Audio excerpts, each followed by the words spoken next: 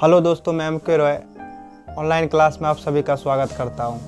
मैंने 3-4 दिन पहले आप लोगों से प्रॉमिस किया था कि मैं ऑनलाइन प्लेटफॉर्म के माध्यम से आप लोगों को बिहार बोर्ड की तैयारी में जो भी मदद हो सकता है मैं करूंगा, और उसकी शुरुआत आज से हो चुकी है।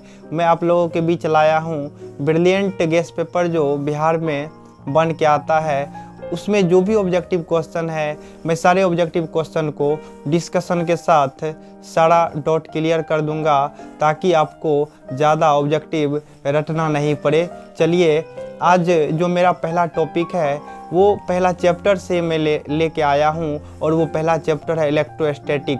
तो इलेक्ट्रोस्टैटिक में जितने भी objective question brilliant guest paper में मौजूद हैं, वो सारे क्वेश्चन मैं कॉन्सेप्ट के साथ डिस्कस करूंगा। और यदि आप लोग ध्यान से वीडियो को देख लीजिएगा तो किसी भी क्वेश्चन को रटने की आवश्यकता नहीं पड़ेगी। तो चलिए आज के क्लास की शुरुआत करते हैं, क्योंकि बातें बनाने से कोई फ़ायदा तो होने वाला है नहीं।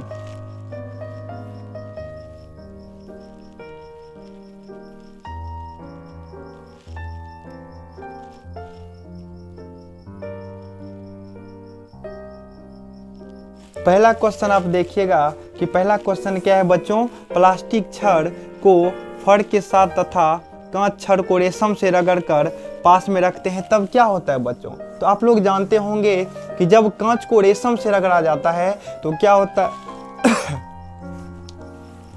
क्या होता है बच्चों कि कांच के छड़ से कुछ इलेक्ट्रॉन निकल कर कहाँ पे चला जाता है, रेशम पे चला जाता है। तो जब इलेक्ट्रॉन निकल गया तो कांच की छड़ क्या हो जाएगा बच्चों, धनावेशित हो जाएगा, और रेशम क्या हो जाएगा, ऋणावेशित हो जाएगा। और उसी का उल्टा काम क्या होता है बच्चों, जब प्लास्टिक को रगड़ा जाता है फर से तो प्लास्टिक क्या हो जाता है, ऋणावेशित हो जाता है। और यदि हम प्लास्टिक और छड़ को एक साथ लाएंगे, चूंकि कांच का छड़ क्या हो चुका है बच्चों, धनावेशित हो चुका है, और यहाँ पे प्लास्टिक की छड़ जो आपको दिख रहा है, इसको रगड़ने से ये क्या हो जाएगा, ऋणावेशित हो जाएगा।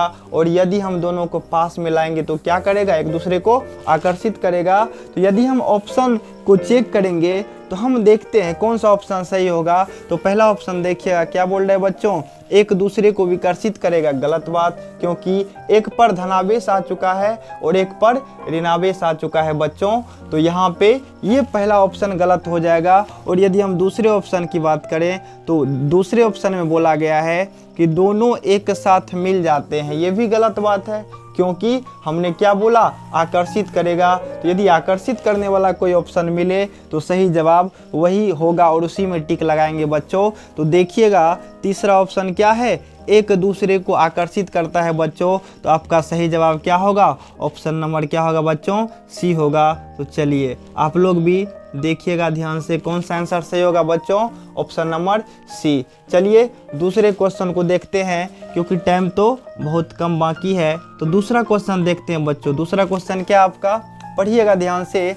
जिस विद्युत बल के प्रभाव में विद्युत आवेश विराम में होते हैं, उस बल को क्या कहते हैं बच्चों। तो आप लोग पढ़े होंगे कि जब आवेश स्थिर रहता है तो वहाँ पे क्या हम बोलेंगे, स्थिर वैद्युत, और जब आवेश गतिशील रहेगा तो हम क्या बोलेंगे, धारा विद्युत। तो यहाँ पे आप ऑप्शन देखते होंगे, पढ़िएगा ध्यान से ऑप्शन को। पहला ऑप्शन है विद्युत फ्लक्स, दूसरा क्या है बच्चों, विद्युत बल रेखाएं, और तीसरा क्या है, विद्युत स्थिर। तो मैंने बोला था कि जब आवेश स्थिर रहेगा तो क्या होगा, स्थिर वैद्युत या विद्युत स्थिर। तो कौन सा ऑप्शन सही होगा बच्चों, तीसरा ऑप्शन सही होगा। तो आप लोग टिक लगा लीजिएगा किस ऑप्शन में बच्चों, तीसरे ऑप्शन में। तो सही जवाब कौन सा होगा,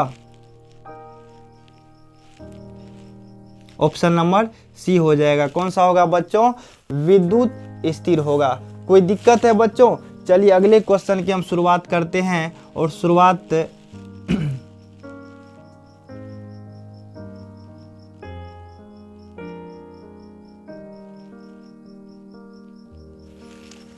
चलिए तीसरे क्वेश्चन को हम देखते हैं। तीसरा क्वेश्चन क्या कह रहा है, पढ़िएगा ध्यान से क्वेश्चन को, कि बोल रहा है नियम का कथन है बल दो आवेशों के गुणनफल के समानुपाती तथा दोनों के बीच की दूरी के वर्ग के व्युत्क्रमानुपाती होता है। क्या कहलाता है बच्चों? कूलम्स का नियम, क्योंकि कूलम्स के नियम में ही ऐसी बातें बोली गई है। तो सही जवाब कौन सा होगा बच्चों? ऑप्शन नंबर सी हो जाएगा। तो आप लोग भी टिक लगा लीजिएगा किस ऑप्शन में बच्चों? सी में। तो सही जवाब क्या होगा बच्चों? Option number C. कौन सा नियम है? कूलम्स का नियम। तो दूरी क्या बोल रहा है क्वेश्चन में? दूरी के वर्ग के व्युत्क्रमानुपाती होता है बच्चों। तो ओम्स के नियम में आप लोग पढ़े भी होंगे कि यही बात बोला गया है। तो सही जवाब कौन सा होगा बच्चों? ऑप्शन नंबर सी होगा, जो कि आपको दिख भी रहा होगा। चलिए अगले क्वेश्चन को देखते हैं क्या कहना चाह रहा है। चलिए देखिएगा, चौथा क्वेश्चन आपको बोल रहा है दो पिंडों के बीच किस प्रकार विद्युत आवेश उत्पन्न किया जाता है बच्चों? तो यदि दो पिंड की बात करें, यदि हम आपस में रगड़ेंगे तो क्या होता है बच्चों? घर्षण के कारण आवेश उत्पन्न हो जाता है। तो आपका सही जवाब कौन सा होगा बच्चों? सही जवाब रगड़ कर, क्योंकि रगड़ना या घर्षण करना एक ही बात होता है। तो सही जवाब कौन सा होगा बच्चों? रगड़ कर। तो आप लोग भी टिक लगा लीजिएगा। ऑप्शन कौन सा सही होगा बच्चों? रगड़ कर। सही जवाब कौन सा होगा बच्चों? ऑप्शन नंबर सी होगा। और यहाँ पे आपको दिख भी रहा होगा रगड़ कर। तो जब भी दो चीज़ों को आपस में रगड़ा जाता है तो तब उस वस्तु पर क्या उत्पन्न होता है बच्चों? आवेश उत्पन्न हो जाता है। इसलिए यहाँ पे ऑप्शन को पढ़ने के बाद जो लगा कौन सा सही जवाब होना चाहिए? तो ऑप्शन नंबर सी, जो कि आपको दिख रहा होगा। चलिए अगले क्वेश्चन की शुरुआत करते हैं। अगला क्वेश्चन क्या कहना चाह रहा है?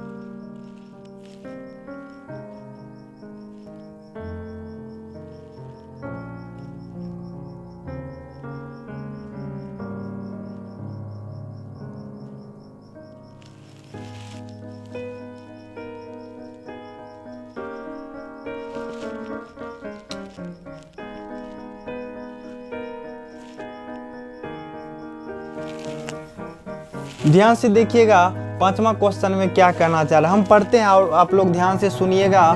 निम्न में से कौन विद्युत क्षेत्र रेखा का गुण नहीं है? और जब आपको विद्युत क्षेत्र रेखा के गुण के बारे में बताया गया होगा तो आप लोग को बहुत सारी कॉन्सेप्ट दिए गए होंगे कि जो विद्युत क्षेत्र रेखाएं होती है वो कभी कटती नहीं है। विद्युत क्षेत्र रेखाएं कभी एक दूसरे को प्रतिच्छेद नहीं करती। विद्युत क्षेत्र रेखाएं हमेशा पॉजिटिव से निकलकर किस में प्रवेश करती है बच्चों? नेगेटिव में प्रवेश करती है। तो इसी तरह की बहुत सारी प्रॉपर्टी आप लोग जानते भी होंगे और नहीं जानते हैं तो याद रख लीजिएगा जो प्रॉपर्टी हम बोले हैं। अब ऑप्शन को हम पढ़ते हैं और देखते हैं क्या क्या ऑप्शन में दे रखा है। पहला ऑप्शन देखिएगा बच्चों, विद्युत रेखाएं लगातार वक्र होता है। सही बात है, क्योंकि विद्युत रेखाएं कैसी होती है बच्चे? हमेशा वक्र होती है। इस चीज को हम थोड़ा सा एग्जांपल के थ्रू बताने का प्रयास हम कर रहे हैं। देखिएगा ध्यान से।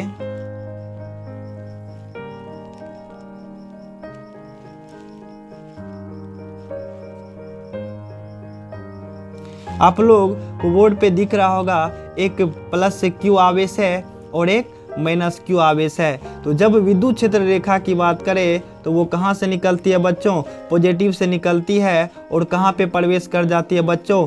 नेगेटिव में प्रवेश कर जाती है। और आप लोग को दिख भी रहा होगा कि ये हमेशा क्या होती रहती है? वक्र होती रहती है, जो कि आपको बोर्ड पे दिख रहा होगा। इसलिए ध्यान दीजिएगा, इन सारे प्रॉपर्टी को याद भी रखना है।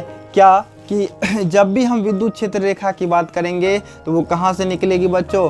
पॉजिटिव से निकलेगी। और वक्र होते होते किस में प्रवेश कर जाएगी बच्चों? नेगेटिव आवेश में प्रवेश कर जाएगी। इस बात को याद रखना है। लेकिन क्वेश्चन आपका कुछ और बोला गया है। क्वेश्चन क्या कहना चाह रहा है बच्चों? अब क्वेश्चन पे आते हैं।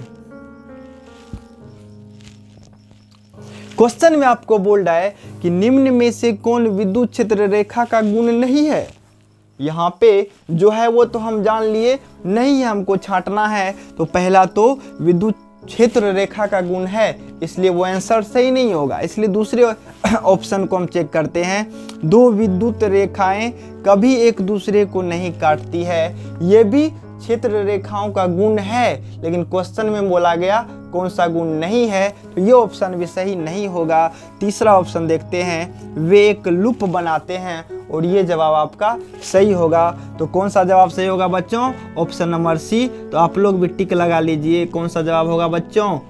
ये एक लूप बनाती है, ये सही जवाब है। चलिए अगले क्वेश्चन पे चलते हैं। अगला क्वेश्चन क्या बोल रहा है बच्चों, देखते हैं ध्यान से। क्वेश्चन में बोला गया है कि यदि एक पिंड प्लस 1 कूलम्ब आवेश रखता है तो पिंड में कितना इलेक्ट्रॉन क्षय किया। तो पिंड ने कितना इलेक्ट्रॉन क्षय किया, तो आप लोग को बताया गया होगा कि 1 कूलम्ब आवेश में कितना इलेक्ट्रॉन होता है बच्चों? 6.25 इंटू 10⁻18, जो कि ऑप्शन नंबर सी में दिख रहा है। और क्वेश्चन भी तो यही बोला गया है कि 1 कूलम्ब आवेश का क्षय होगा तो कितना इलेक्ट्रॉन निकलेगा। तो सही जवाब क्या होगा बच्चों? 6.25 इंटू 10⁻18। तो कौन सा ऑप्शन सही होगा बच्चों? Option number C. आप लोग टिक लगा लीजिएगा, ऑप्शन नंबर सी में कोई परेशानी नहीं होनी चाहिए। चलिए अगले क्वेश्चन की शुरुआत करते हैं, ध्यान से पढ़िएगा। क्वेश्चन नंबर 7 में क्या बोला गया कि कोई पिंड, ध्यान से सुनिएगा, कोई पिंड न्यूनतम कितना आवेश रखता है, तो न्यूनतम उतना ही आवेश रखेगा जितना इलेक्ट्रॉन पर आवेश होगा। तो आप लोग पढ़े होंगे इलेक्ट्रॉन पर आवेश कितना होता है बच्चों?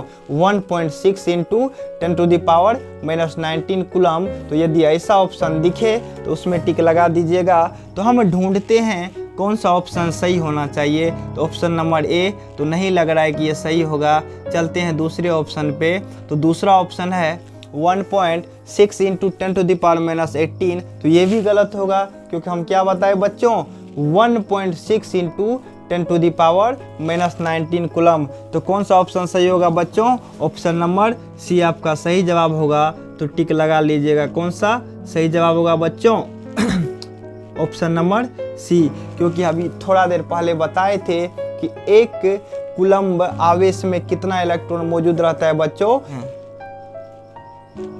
तो ध्यान से देखिएगा अगले क्वेश्चन को, क्या बोला गया है कि गॉस का नियम क्या है।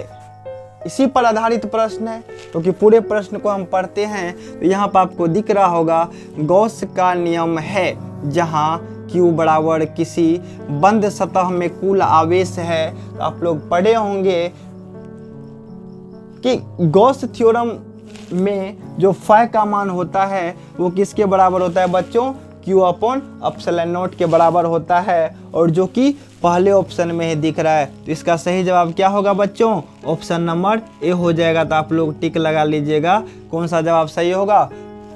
ऑप्शन नंबर ए, जो कि दिया हुआ है फाई = Q/ε0। तो इसी तरह सारे क्वेश्चन को ध्यान से यदि आप देखिएगा तो ऑब्जेक्टिव रटने की जरूरत नहीं पड़ेगी, आराम से देखने के बाद ये सारा सॉल्यूशन आपको मिल जाएगा। और जहाँ पे कॉन्सेप्ट की ज़रूरत पड़ेगी वो कॉन्सेप्ट मैं आपको डिस्कस करता रहूँगा।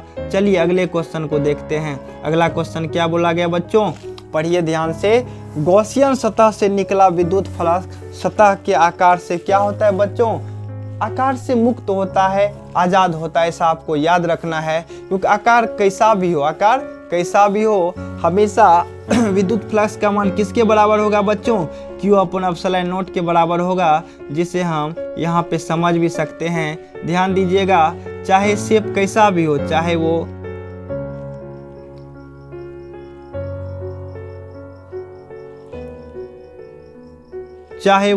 घनाकार हो, चाहे वो घनाभाकार हो, शेप कैसा भी हो बच्चों, यदि वो बंद सतह है, ध्यान से देखिएगा, यदि वो बंद सतह है तो हमेशा जो होगा विद्युत फ्लक्स का मान वो किसके बराबर होगा बच्चों? Q/ε0 के बराबर होगा। इसे आप लोग याद रखिएगा हमेशा, क्योंकि गॉस थ्योरम में यही बोला गया कि बंद सतह से निकलने वाले फ्लक्स का मान किसके बराबर होगा बच्चों? Q/ε0 के बराबर होगा। तो हम बोल सकते हैं कि जो भी विद्युत फ्लक्स होता है वो किसी भी वस्तु के आकार पर निर्भर नहीं करता है, यदि वह वस्तु कैसा हो? बंद सतह वाली वस्तु हो। चलिए अगले क्वेश्चन की शुरुआत करते हैं। अगला क्वेश्चन क्या बोल रहा है बच्चों? ध्यान से देखिएगा। क्वेश्चन नंबर 10 में क्या, हाँ एक मिनट, क्वेश्चन नंबर 9 के आंसर को हम नहीं बता पाए थे, तो क्वेश्चन नंबर 9 का आंसर क्या होगा बच्चों, आज़ाद होता है। ठीक है, यदि हम वस्तु के आकार की बात करें तो आकार से किसी भी प्रकार का मतलब नहीं रखता है, गॉस थ्योरम में यही बोला गया है। तो सही जवाब क्या होगा बच्चों, आज़ाद रहता है। तो आप लोग टिक लगा लीजिएगा, सही आंसर क्या होगा बच्चों, ऑप्शन नंबर ए होगा। चलिए अगले क्वेश्चन की शुरुआत करते हैं। और अगला क्वेश्चन आपका क्या बोला गया है बच्चों, किसी आवेशित अनंत लंबे तार के कारण, ध्यान से सुनिएगा, किसी आवेशित अनंत लंबे तार के कारण विद्युत क्षेत्र होता है। तो आप लोग को बताया गया होगा 2k लैम्डा अपॉन r होता है बच्चों। क्या होता है, 2k लैम्डा अपॉन r। और इसको हम थोड़ा डिटेल में समझते हैं, क्योंकि ऑप्शन तो ऐसा नहीं दिख रहा है, लेकिन थोड़ा उसको सॉल्व करने के बाद आपको भी पता लग जाएगा कि ऑप्शन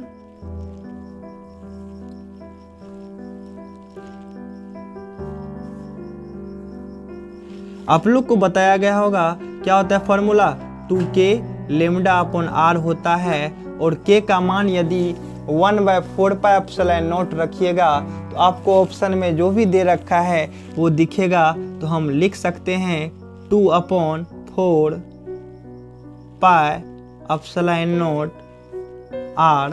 और यहाँ पे लेमडा दे रखा है बच्चों, और 2 से यदि काट देंगे तो हमको दिख रहा होगा कि सही जवाब क्या होना चाहिए बच्चों, सही जवाब होना चाहिए लेमडा अपॉन 2πε0 r। तो आप लोग ऑप्शन में ढूंढ सकते हैं, यदि ऐसा दिखेगा तो उसी में टिक लगा दीजिएगा बच्चों। चलिए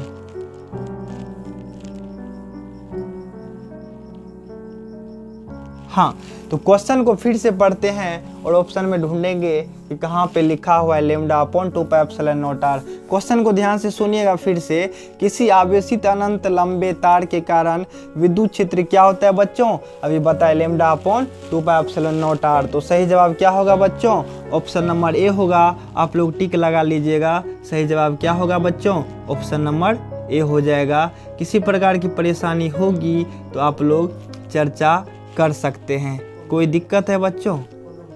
और यदि कोई भी किसी भी क्वेश्चन में यदि आपको डाउट रह जाए तो आप लोग कमेंट कर सकते हैं, और उस कमेंट का जवाब हम अच्छे तरीके से आप लोगों तक पहुंचा देंगे। चलिए अगले क्वेश्चन की शुरुआत करते हैं। ये न्यूमेरिकल टाइप क्वेश्चन आ गया बच्चों, तो आप लोग घबराइएगा नहीं, क्योंकि बिहार बोर्ड में जो भी न्यूमेरिकल्स पूछे जाएंगे वो इसी छोटे छोटे प्रकार के न्यूमेरिकल्स होंगे, और इसको हम सॉल्व भी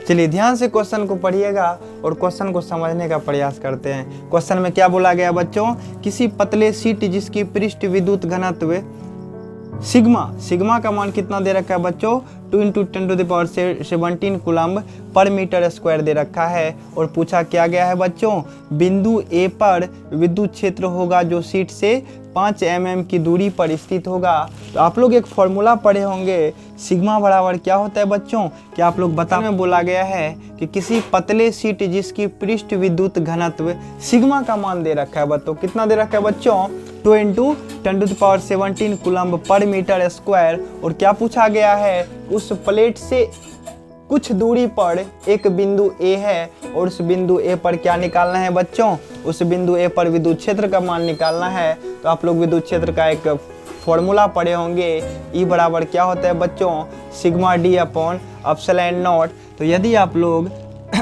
उस फॉर्मूले में ये मान रख दीजिएगा तो आप लोग को इलेक्ट्रिक फील्ड का मान निकल के आ जाएगा। आप लोग ध्यान से देखिएगा वो फॉर्मूला क्या है। आप लोग एक फॉर्मूला पढ़े होंगे बच्चों, वो फॉर्मूला है इलेक्ट्रिक फील्ड का ई बराबर सिग्मा अपॉन एप्सिलॉन नॉट होता है बच्चों। और कुछ दूरी की यदि बात करें तो दूरी के जगह हम डी रखेंगे, और यदि इस फॉर्मूला में हम सारे मान को रख देंगे तो जो भी आंसर आएगा वो आप लोग कमेंट में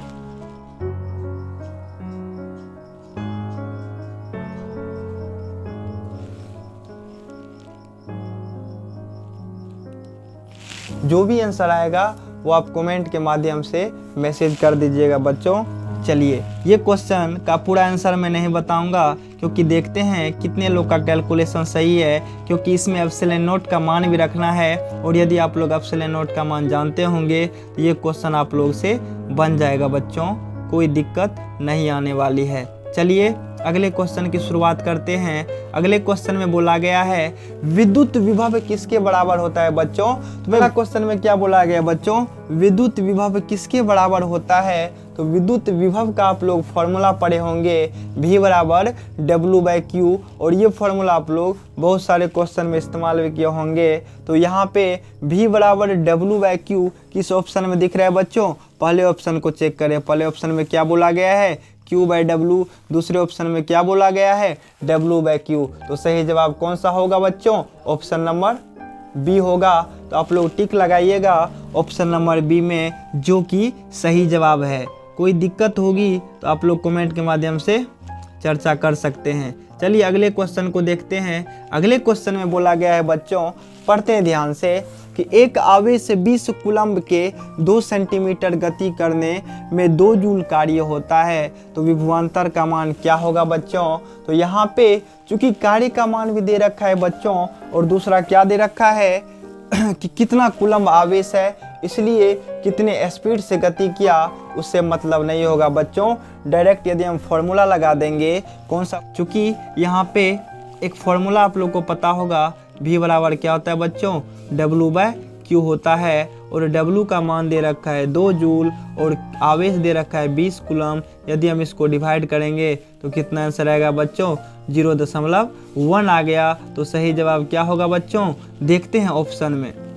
तो आपका ऑप्शन दे रखा है पहला 0.1 वोल्ट, दूसरा ऑप्शन 8 वोल्ट। तो पहला ही ऑप्शन 0.1 वोल्ट का है। तो आपका सही जवाब कौन सा होगा बच्चों, ऑप्शन नंबर ए होगा, और उसमें टिक लगा लीजिएगा। चलिए अगले क्वेश्चन को देखते हैं। अगला क्वेश्चन में क्या बोला गया है बच्चों, पढ़ते हैं और आप लोग ध्यान से सुनिएगा। अगला क्वेश्चन क्या बोला गया है, विद्युत क्षेत्र तथा समविभव सतह के बीच का कोण हमेशा कैसा होता है बच्चों, 90 डिग्री का होता है। और इस बात को आप लोग याद रखिएगा। तो कौन सा ऑप्शन सही होगा बच्चों, हमेशा 90 डिग्री। तो ऑप्शन ए में आप लोग टिक लगा लीजिएगा।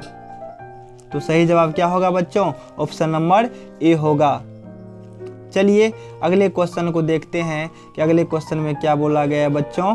अगला क्वेश्चन बोल रहा है संधारित्र द्वारा संग्रह विद्युत ऊर्जा क्या होता है। आप लोग एक फॉर्मूला पढ़े होंगे, हाफ CV² Q²/2C, और इन्हीं सभी फॉर्मूला में एक और फॉर्मूला आता है QV/T। तो हम देखते हैं कौन कौन सा ऑप्शन सही होगा। तो ऑप्शन पहला भी सही लग रहा है, दूसरा भी सही लग रहा है, तीसरा भी सही लग रहा है बच्चों। तो आपका जवाब, सही जवाब कौन सा होगा, उपरोक्त सभी। तो जब भी हम संधारित्र में संग्रह विद्युत ऊर्जा की बात करें तो ये तीनों फॉर्मूला आप लोग याद रखिएगा।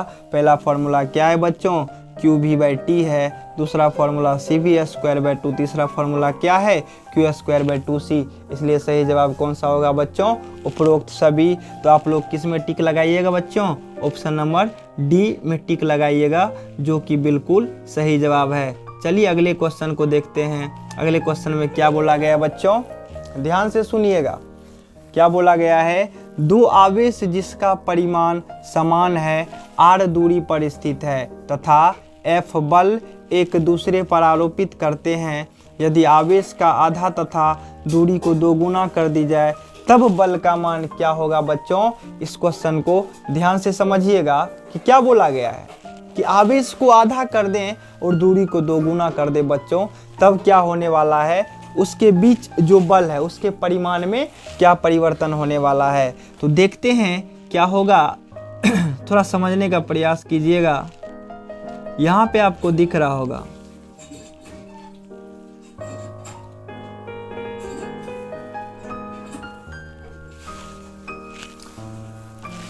क्वेश्चन में बोला गया कि यदि आवेश के बीच के दूरी को 2 गुना कर दिया जाए और आवेश के परिमाण को आधा कर दिया जाए, तो हम 2 फिगर के माध्यम से समझते हैं। मान लेते पहले जो आवेश था वो Q और Q परिमाण का आवेश था, और उसके बीच का दूरी कितना था बच्चों, छोटा वाला r। और यदि क्वेश्चन के आधार पे चलें तो बोला गया है कि आवेश को आधा कर दें तो हम आवेश को देखिएगा आधा कर दिए और दूरी कितना कर दिए बच्चों, 2 गुना कर दिए। और यदि उनके बीच लगने वाले बल की बात करें तो बल का फॉर्मूला आप लोग पढ़े होंगे। फॉर्मूला क्या होता है बच्चों, KQ1 Q2 अपॉन R² होता है, जो कि आपको यहाँ पे दिख भी रहा होगा कि Q को Q से गुना किए, इसलिए कितना हो गया बच्चों, Q² हो गया और बटे में क्या है बच्चों, R²। चलिए आगे हम देखते हैं, यदि इस सिचुएशन की बात करें जब आवेश को आधा कर दिया गया है और फॉर्मूला में सारे मान को रखेंगे तो KQ1 Q2 और Q1 का मान भी Q/2 है और Q2 का भी मान क्या है बच्चों, Q/2 है। और यदि सभी मान को हम रख देंगे और दूरी का मान 2r रखेंगे तो मेरा क्या इक्वेशन आ गया बच्चों, KQ² अपॉन R² और 1/8। तो ये वाला फोटो आपको दिख रहा होगा कहाँ पे बच्चों, यहाँ पे। मतलब पहले यदि F1 होगा और यदि पहले F होगा तो बाद में क्या हो जाएगा बच्चों, F/8। तो सही जवाब कौन सा होगा, F/8। यदि इस क्वेश्चन में आप लोग को दिक्कत होगी तो आप लोग कमेंट के माध्यम से हमको सूचना दे दीजिएगा और हम फिर उसका जवाब सही तरीके से आप लोग तक पहुंचा देंगे। ठीक है।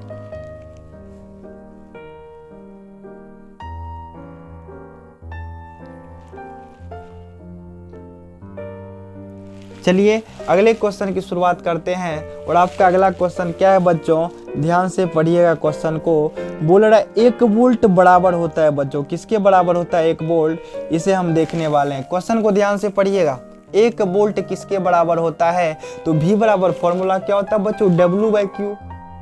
और W का मात्रक होता है जूल, Q का मात्रक होता है कूलम्ब। तो यहाँ पे जिस ऑप्शन में आपको दिख रहा होगा जूल अपॉन कूलम्ब, वही सही जवाब होगा बच्चों। तो सही जवाब क्या होगा, ऑप्शन नंबर सी होगा। आप लोग टिक लगा सकते हैं। ऑप्शन नंबर सी में क्या दे रखा है, 1 जूल बटे 1 कूलम्ब। कोई दिक्कत बच्चों। चलिए अगले क्वेश्चन की शुरुआत करते हैं। बोल रहा है अगले क्वेश्चन में, यदि पराविद्युत माध्यम का सिल्ली संधारित्र के दोनों प्लेटों के बीच रखने पर उसकी धारिता क्या होती है बच्चों। तो उसकी धारिता की यदि हम बात करें तो ध्यान से पढ़िएगा बच्चों। क्वेश्चन में क्या बोला गया है कि यदि पराविद्युत माध्यम का सिल्ली संधारित्र के दोनों प्लेट के बीच रखने पर उसके धारिता में क्या परिवर्तन होती है बच्चों। तो आप लोग पढ़े होंगे, यदि किसी मीडियम को एडजस्ट कर दिया जाए दोनों प्लेट के बीच में तो क्या होता है, धारिता उसकी बढ़ जाती है। तो आपका सही जवाब कौन सा होगा बच्चों, ऑप्शन नंबर ए होगा। और इसमें आप लोग टिक लगा लीजिएगा, कोई दिक्कत नहीं आने वाली है। याद रखिएगा कि जब भी किसी मीडियम को मर्ज किया जाएगा तो हमेशा क्या होगा, कैपेसिटी कैपेसिटर का बढ़ जाएगा। तो सही जवाब क्या होगा बच्चों, बढ़ता है। चलिए अगले क्वेश्चन को देखते हैं। अगले क्वेश्चन में क्या बोला गया है, तो अगले क्वेश्चन को हम पढ़ते हैं और आप लोग ध्यान से सुनिएगा। एक समान विभव के क्षेत्र में क्या होता है बच्चों। तो एक समान विभव के क्षेत्र में हम ऑप्शन को पढ़ते हैं, आप लोग देखिएगा। पहले बोल रहा है कि विद्युत क्षेत्र एक समान होता है, गलत बात है।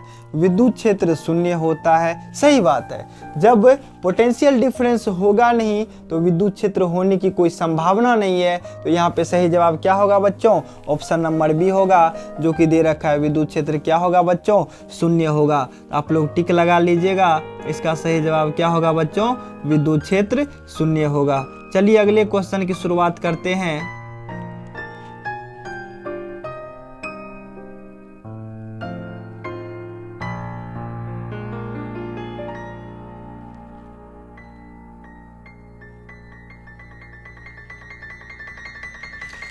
चलिए लास्ट क्वेश्चन है आपके पहले क्लास का और क्वेश्चन को ध्यान से पढ़िएगा।